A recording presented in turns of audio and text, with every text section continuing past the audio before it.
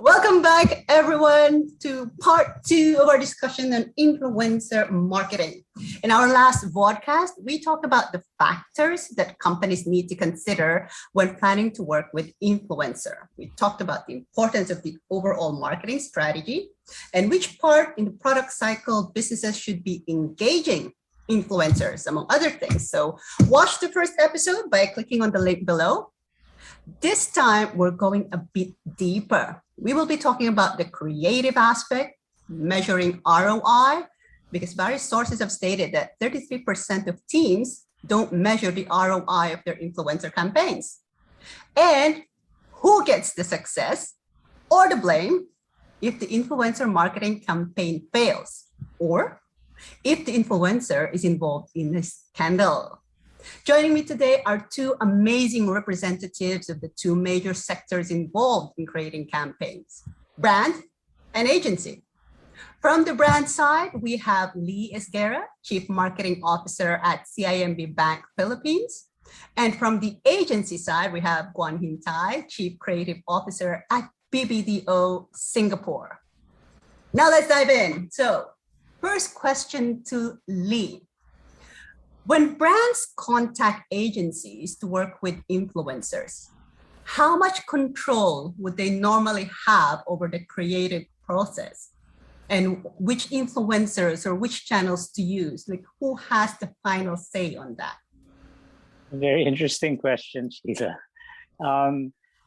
Obviously, I'd like to believe that we have full control and the final decision on these things. You know, being the brand owner, we have to be able to know exactly what's going out there because it's a representative of our brand. Whatever it is, a piece of communication, an influencer, an endorser, which channel it goes to, at the end of the day, it's our ultimate decision because it's also our next on the line. However, we do rely on the agencies for expertise and a lot more of the knowledge beyond what we already know. I mean, we know the surface. They'll probably know something a little bit deeper into the insights of the influencer, the behavior, you know, their history, their background. They know all of that. So the expectation is we know exactly that we trust them to give us the best short list of influencers, but we ultimately take the decision. Mm-hmm. Fun. So for agencies, how do you balance the demand of brands over the creative process? Have you dealt with unreasonable demands in the past? Really, really interesting question and very, very dangerous to answer. Very I've got a client here. But listen, it's all about creative control.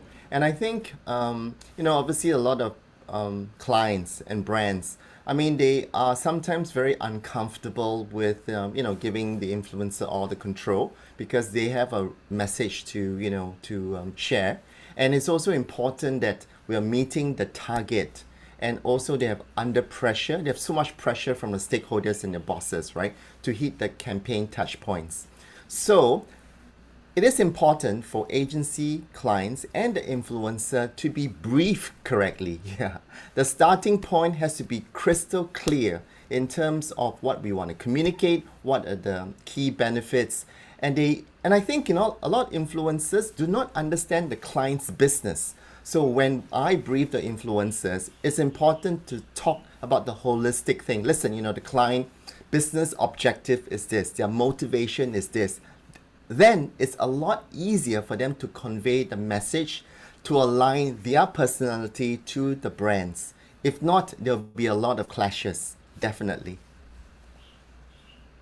I know it's a bit sensitive, but I just want to ask a question. Have you ever seen campaigns? It doesn't even have to be your own, but have you ever seen a campaign where you thought, oh, that's a bit, it doesn't align with what the brand is showing, or you think like, I'm not convinced. I don't even know why they got that influencer. Have you ever seen campaigns like that?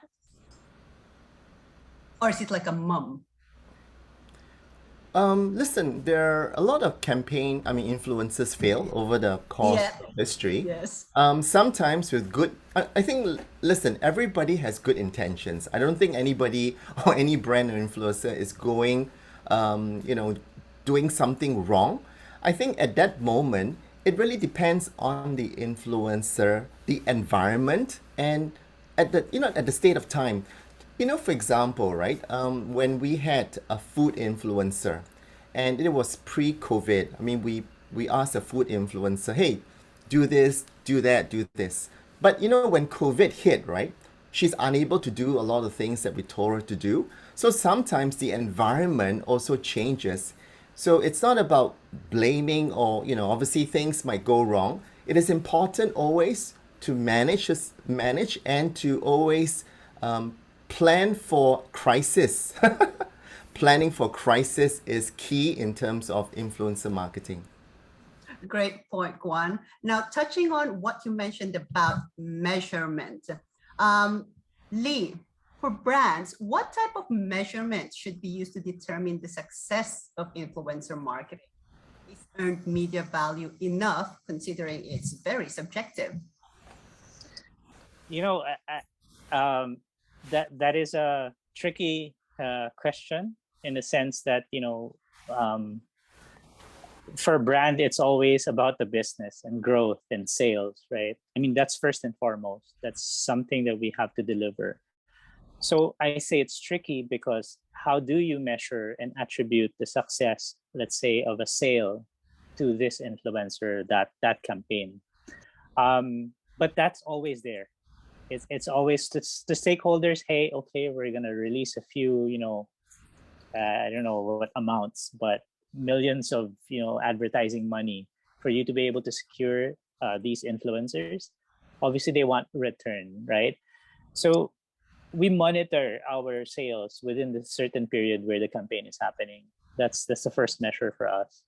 But indicators would be definitely engagement, reach, and all of these digital metrics that we can that are available to us, or that are made available to us by the agency.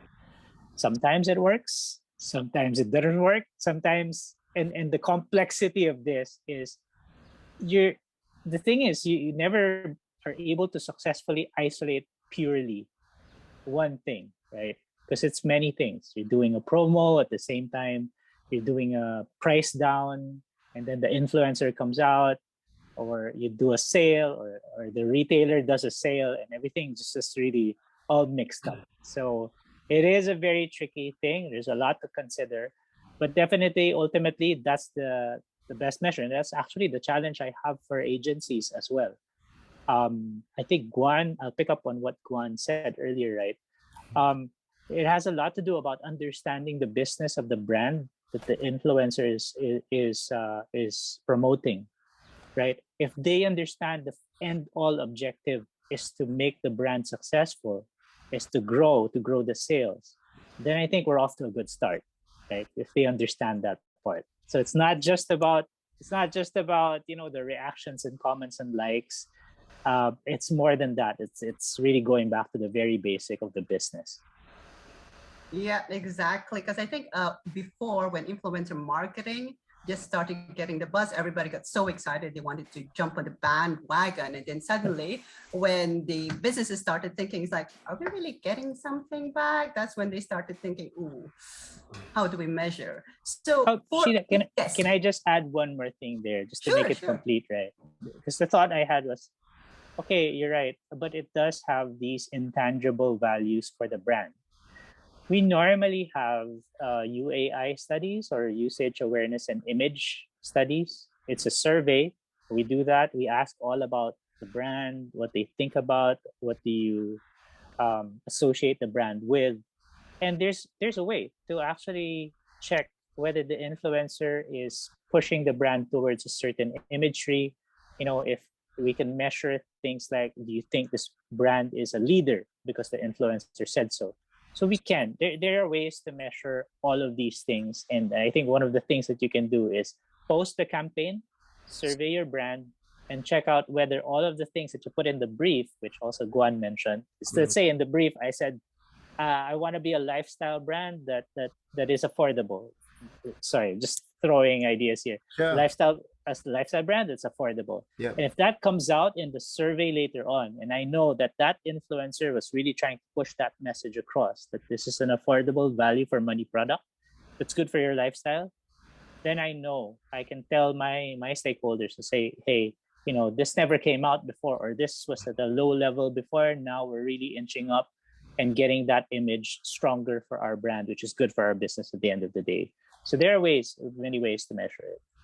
Great points there. Now, Guan, Yes. what about for the agency side? Yep. Do you have a different type of measurement, or do you think that the brand should consider types of measurement to determine the success of the campaign?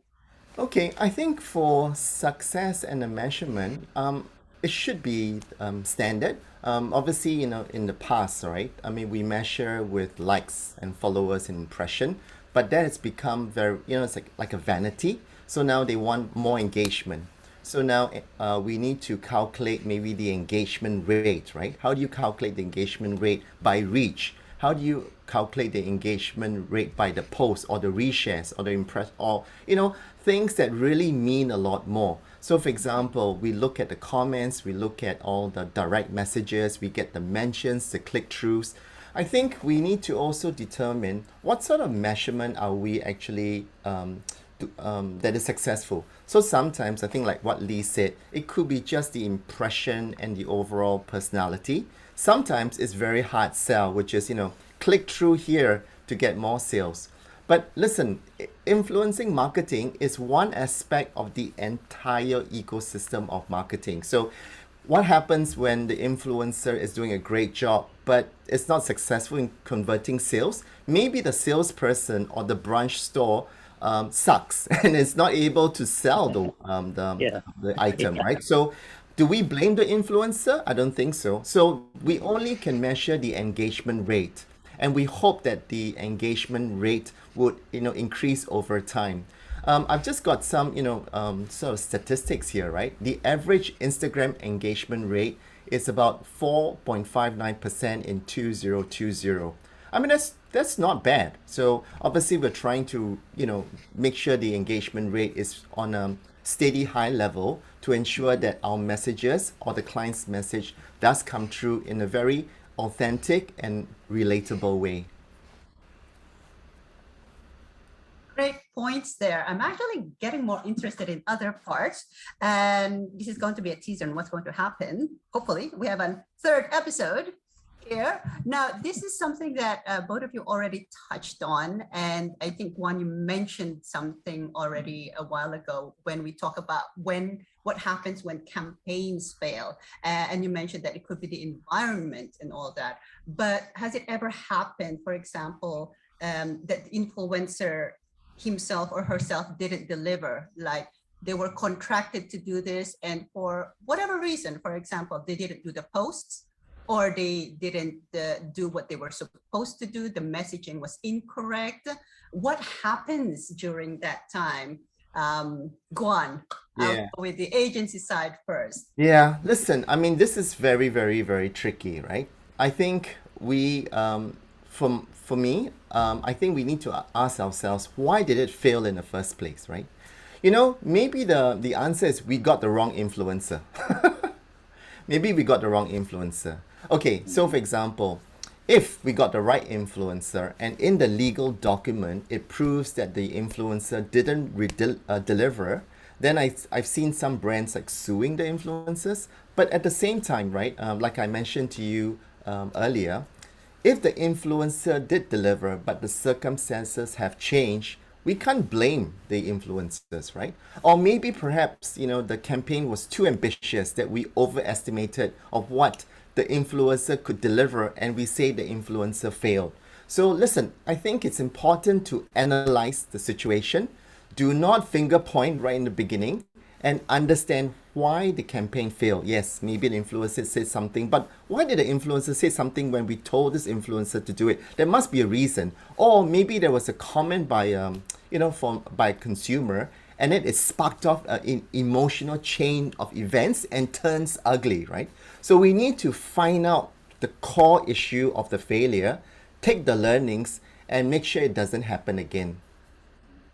Good points there. Now, for the brand, Lee, because you've probably been involved in campaigns. I don't know whether everything was a success or everything was a failure. What do brands normally do in those cases? Like, what's the thought process? Do they immediately go to the influencer, or do they go to the agency and go, hey, why did this happen? Actually, Sheila, luckily, Yes. I don't know why. I don't know. It's because of by design. I've never really been in like an ugly situation with an influencer or a brand campaign. So far, so good. I mean, it's clean sheet. But I would observe that this thing normally happens everywhere, anywhere. So if you think about it, you have to design your campaign and your discussions with the agency on a risk reward basis, right? It's always very tempting to jump in. Let's say there's a hot property, a hot band, or a really popular celebrity that's skyrocketing just because there's a new movie or something, but they're new, so there's no track record. That's a high risk, high reward situation, right? Your brand can jump in, be one of the first to actually use that influencer. But you have to go in with, eyes wide open that there are risks involved because you don't know how erratic this influencer will behave eventually, how and again, it's a community. It's not just the influencer, it's the fans too. The fans could actually be saying something that the influencer didn't even do anything. But they are part of a community, and it seems that your brand will eventually be associated to that kind of behavior, right? So I think you do plan. Yeah, I agree completely with Guan. You plan for those things. You have mitigating plans to make sure that But if you want to stay on the safe side, there's always history that will tell you, right? What is the track record of this influencer? Look at what they've been doing in the past several campaigns. Have they been, you can monitor whether engagements are high, they're credible, they're authentic with their delivery, and also their fans. Are they, if it was about a conversation, if you really want to spark conversation and you look at the content of, what are the comments, how are people responding, you can size up all of that to avoid situations where you don't know what's going to happen. I think that's the best wisdom I can share at this point for this morning. But it's a safe bet. So you can just have maybe a moderate growth. But so if I take a step back there, when we're briefing, I also make it a point, Guan, I'm there in the briefing with the influencer. Nice. Because usually they have a question about the brand and the agency won't be able to answer. I could answer in depth. This is what we're all about. This is our vision. This is our purpose. I'll be the first to actually tell the influencer this is what we're aiming for.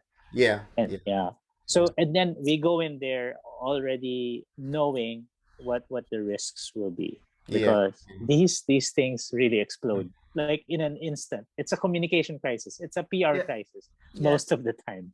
I think I'm sorry, just to follow up on what Lee said. Yes. I mean, it's great that the clients, agency, or an influencer, sort of a producer or whatever, whoever is involved, to be in the briefing process. And normally we try and do a group chat, so that whenever the crisis hits, everybody gets informed immediately. I mean, it could be, it could happen overnight, right? Like maybe 1 a.m. something was said.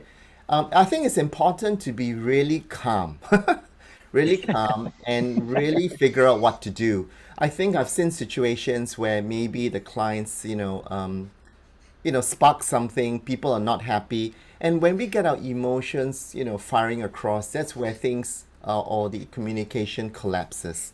So it's really important to be calm and objective, and to also not jump too quickly. I think, okay, listen, I don't think you should prolong your answers or anything that happened, but to be really systematic. And that's why the crisis management. So, if you got, a step 1, do the step 2. So if you have some checklist to at least keep everybody focused on what to do next, then it's easier for us to overcome the crisis. I've seen crisis on failures turn into positive though, because Yeah. something that the influencer said or strategized made it a lot better, and suddenly everybody is really happy. So, what Lee's saying, sometimes it's not influencers' fault, it's the comments from the fans or some stirrer, right? That causes a lot of issue that we have to deal with. So how we handle the situation is just as important as the final result. Okay. So what I'm actually hearing here is there has to be collaboration, there has Yes. to be communication, Yes. and there has to be a process flow. Yes. Now comes the interesting bit. What happens when there are scandals? Because we've been seeing all these influencer scandals left, right, and center. It started a few years ago. It was the YouTubers. PewDiePie was probably one of them. And then in Singapore, a few days ago, we had one that kind of exploded and we didn't even know what it was. But then everybody started talking about an organization or the owner of the organization. Now, what happens when the scandal hits? So one mentioned about the process flow already, but in terms of the brand, for example, Lee, you're going to start probably talking to your teams. How do you handle scandals? Do you immediately cut ties off, or do you go backtrack, release a statement? How do you manage that? Scandals come in different shapes and sizes. So, but the one thing is your brand is at risk. Always, your brand, your imagery. You don't know if you're gonna come out better in worse shape than before, or whatever you're trying to do. My first impulse would be to first disassociate. Not without a statement. I'll put in a holding statement first to understand deeply what the situation is. Maybe have a chat with the agency. Let's say Guan is my agency. We'll be on a conversation, whether it's 3 a.m. It's like, okay, what are the risks? Weighing everything, waiting before we go ballistic with press releases and stories, or even reach out to media, because they're the ones who will snoop around and ask, hey, brand A, brand B, what are you doing? This guy is not really representing whatever, whatever political national views they have, or whatever scandal there is, right? So it's really chatting and making sure we're in full communication with the team. Because after that, after speaking to Guan, I'd probably have to speak to my boss. Usually, in many situations, many companies I've been in, there's a crisis communication committee. So it's not just my boss. I have to inform the risk department, everyone in sales, so that they know, because they're the frontliners. Our customer care agents need to know what the situation is. So we have to assemble everything. There's a machinery, like Guan I think mentioned earlier, there's a checklist. Yes, there is a checklist. There's a flow of process on how to deal with things like this. Let's say it's a major, like really big scandal, right? But yeah, I'd be first to admit, I'll talk to my team next, or the agency, and say, hey, we probably have this person, this influencer in our banners holding up our brand, which is really a nice template for all of these social media or whatever news agencies to just pick out. I'd probably temporarily take them down and replace them with generic brand stuff, because he's everywhere, right? Now, it's easier to do digitally, because if I have like 20 billboards across the Philippines with his name on it, his, her, whoever, name on it, then yeah, that's an entire process. But yeah, I'll probably have to take a step back, and not be at the forefront of the issue. Try not to be at the forefront of that issue. Just, it's not a complete disassociation of disownership, but before I understand it, I'll maybe take a step back and just try to mute everything at the moment. So Guan, at the agency side then, yes, what do you think happens at that time? Because if, for example, the brand calls you up at 3 o'clock in the morning and goes, what's going to happen? What's happening? On the agency side, what do you guys do? Okay, this is a very general question for many different scandals here. I'm just saying anything could happen, and each scandal is it's handled very differently. This is something that always happens, right? The scandal breaks out, and obviously the brand is also trying to protect themselves, right? So they'll be always very defensive, like, hey, this is not what happened. I mean, it's very defensive. So actually, the right thing to do, which I mention again as we craft the crisis, is that we need to discuss and talk about it. I find a lot of brands don't apologize in a very genuine way, which is about being, humble about it. Listen, I know these things happen, right? But we need to be understanding.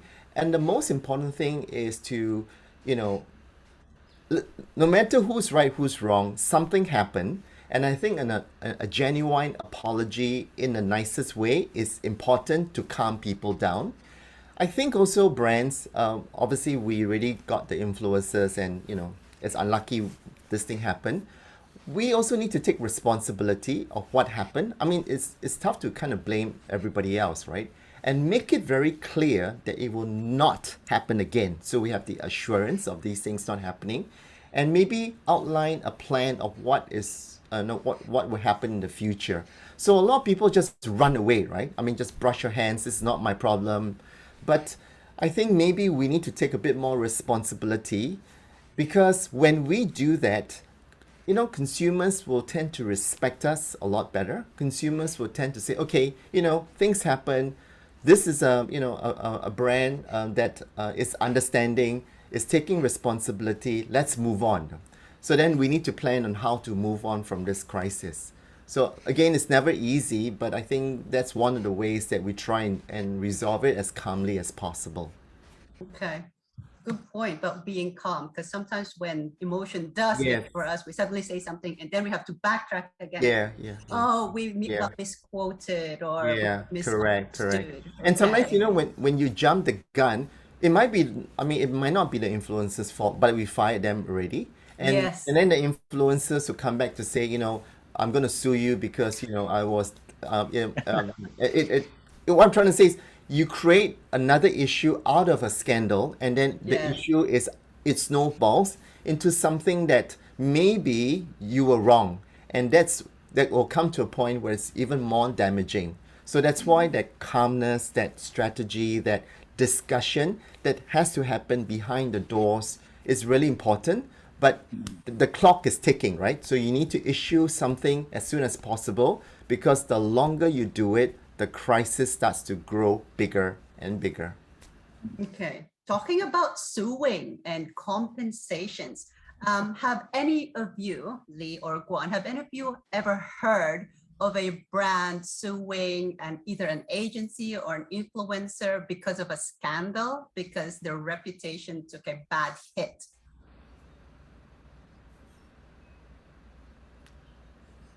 It's so quiet. Nobody wants to. Yeah, I was like, has that I mean, ever- Maybe it's a tough Guan, question. it's like Yeah. painful memories, right? Yeah. These are scars from the past. Yeah. I mean, it Right. never, it didn't happen in my watch, so I'm not really able to answer that in full conviction.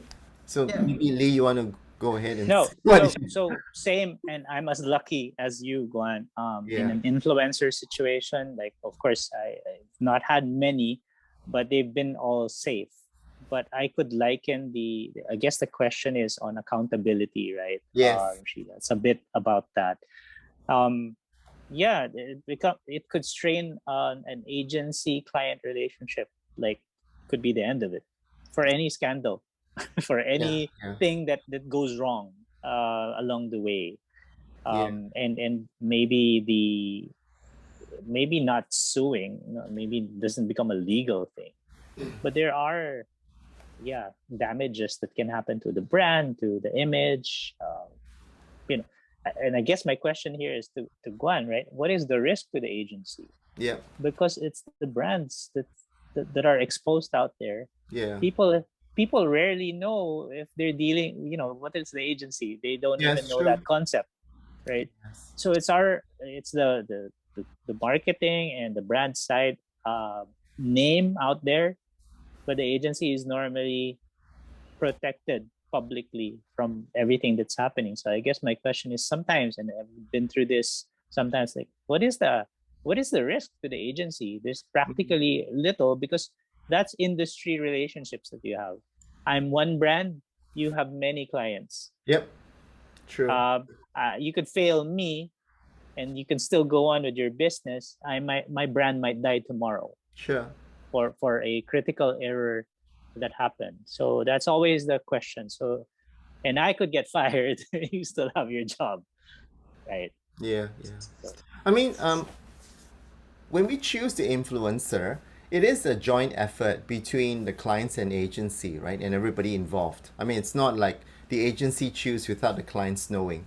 And the agencies, like what Lee said, yes, we were kind of behind the scenes. We come up with the ideas, we share with the clients, and eventually the clients will make the ultimate choice for this influencer based on the brand's strategic goals, right? So if the influencer fails to deliver, I think it's very tough to pinpoint back to the agency and ask them to compensate. Yes, I think, there might be some situations which I read on the news that the influencers might have to compensate. Listen, I think if it's just a nano and micro influencer, how much can we get from them? Seriously. I think if it's the mega stars, right, or the mega stars, and you're dealing with millions and millions of dollars, yes, the compensation will have to be, obviously a bigger number. So I think today's world, I think we need to make sure that our success is directed. It's a performance driven, maybe strategy. So if it fails, maybe you get less, and if you succeed, you get paid more. So that might be a way to to come up with some sort of a strategy. I love that, Guan. Yes. I love that, Guan. I know. How many will adopt that? I've been trying to talk to agencies that way. Hey, Yeah. okay, you're presenting to me an idea. But, if it works, great, I'll pay you. Okay, if it doesn't Lee, work, I won't pay you. Yeah, Lee, I think there should be, this is a good topic.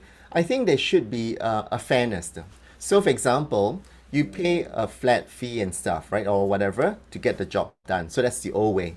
But the performance-based marketing should be, if it fails, yes, you pay less. If it succeeds, you pay a lot more. Absolutely. Because a lot more is then worth the investment. So for example, if you normally pay $100, if it succeeds, you need to pay 300 or 400. Yes. Then I think this model sort of works. But the problem with most clients, they don't want to pay that 500 if they can pay 100. So that's why maybe sometimes the performance marketing is still work in progress, but that model is a bit less risky, because if it fails, yes, you pay less. But if it works, do you have the budget to pay more?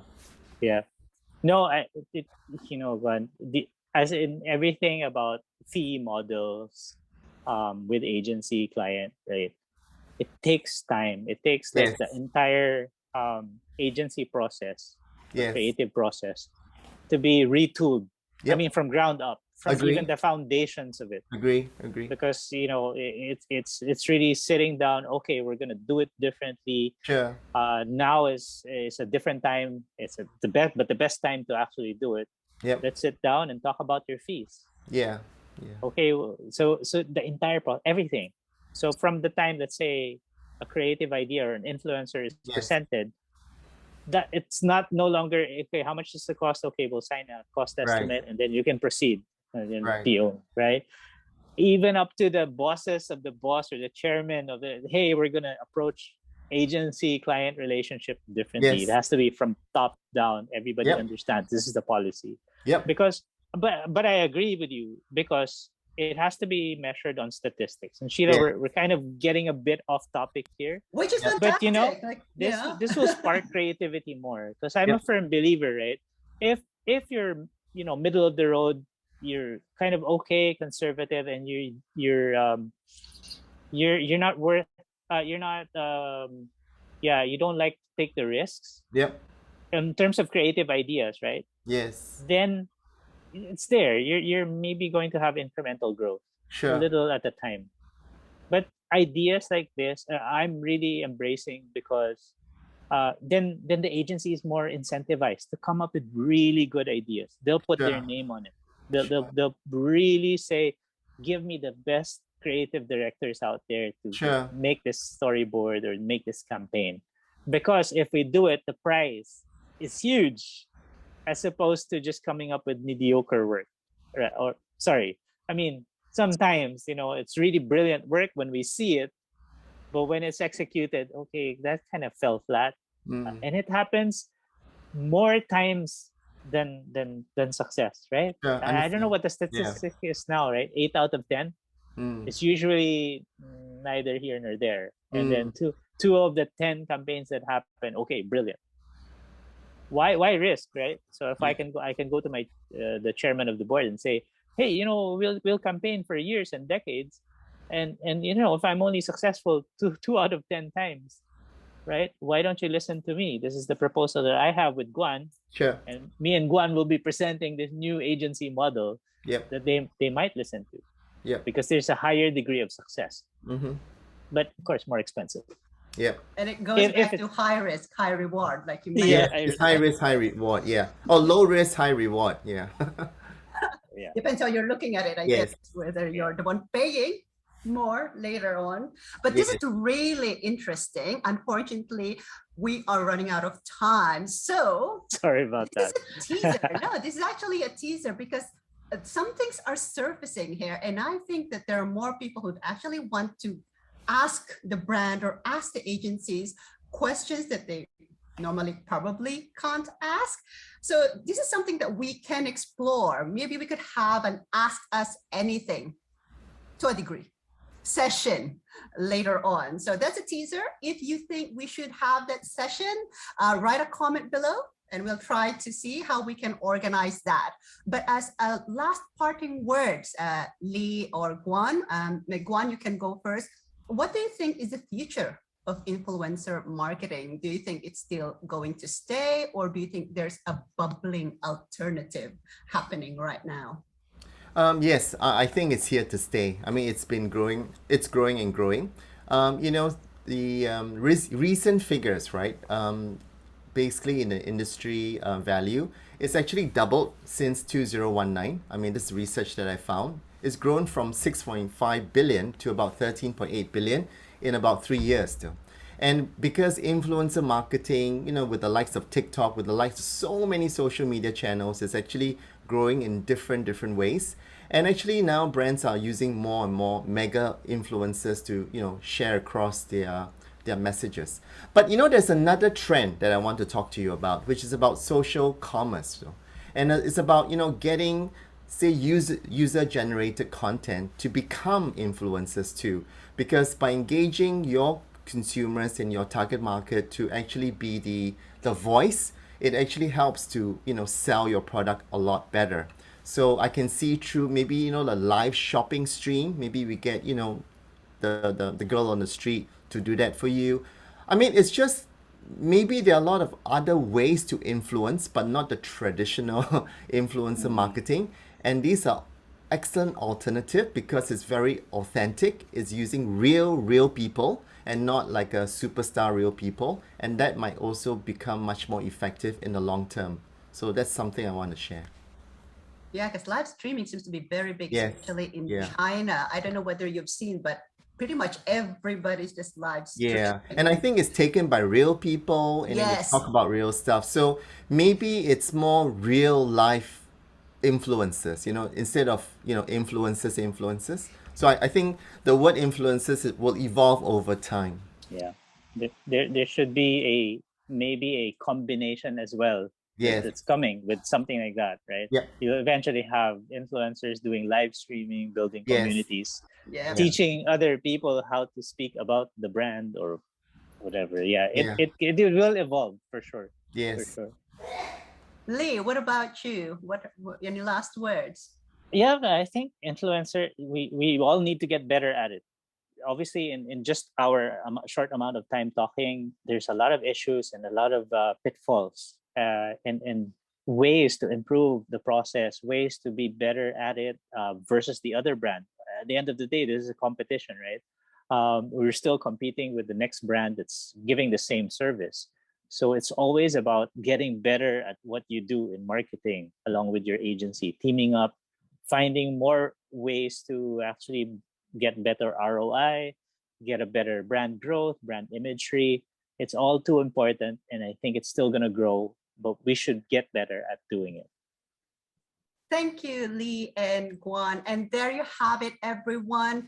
We've actually discussed lots of interesting topics here. And if you are a brand who are your brand's trying to consider influencer marketing, take note of what Lee and Guan said. And if you are an agency working with brands, take note of what Guan mentioned. And it has to be a collaborative process. Influencer marketing is here to stay. And as Guan said, it will only evolve. So make sure that you stay tuned with what's happening, what are the trends bubbling up, but at the same time, also look at what budget you have and where you are at in terms of how you want to grow and what you want to do. So stay tuned, sign up to the bulletin box, click on the links below, follow them on their social media channels, and stay tuned for more podcasts because we have more exciting topics to discuss. Thank you all very much and have a great day or night wherever you are.